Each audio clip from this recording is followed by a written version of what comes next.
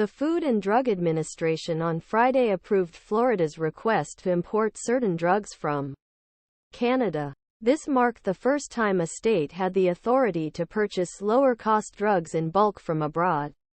Florida's plan requires importing drugs for various diseases for residents covered by certain public programs, including Medicaid enrollees and prisoners.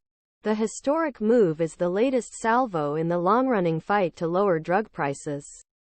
One of Americans' biggest health concerns and a key element of President Joe Biden's re-election campaign. Florida Governor Ron DeSantis, who is seeking the Republican presidential nomination, also highlights the import proposal as he tries to reduce drug costs.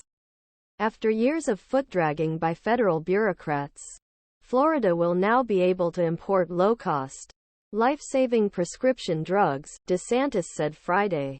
It is time for the FDA to put patients before politics and the interests of Floridians before Big Pharma. Although U.S. law allows drug imports, it has never gained traction due to concerns from federal health officials about safety and actual savings, as well as fierce opposition from American drug manufacturers and Republican lawmakers.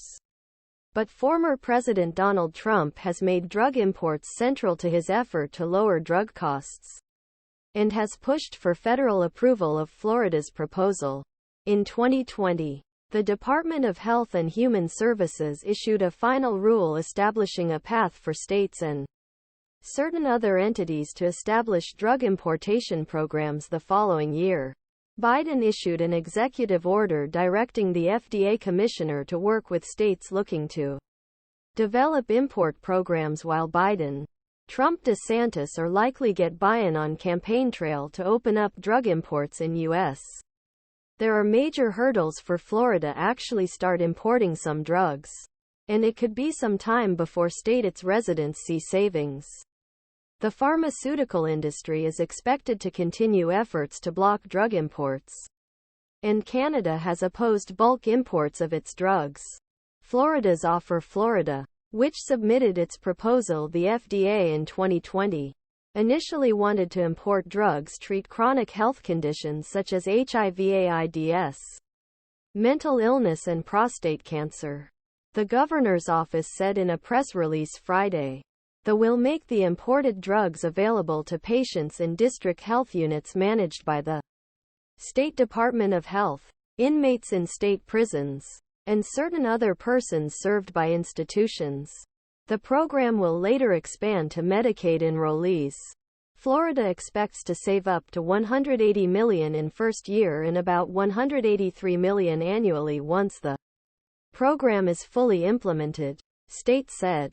As a state, we are creating a system with importers and sellers where we will import drugs from Canada, relabel them, take them to Florida and ship them that way through various state programs, Florida Agency for Health Care Administration Secretary Jason Weida said.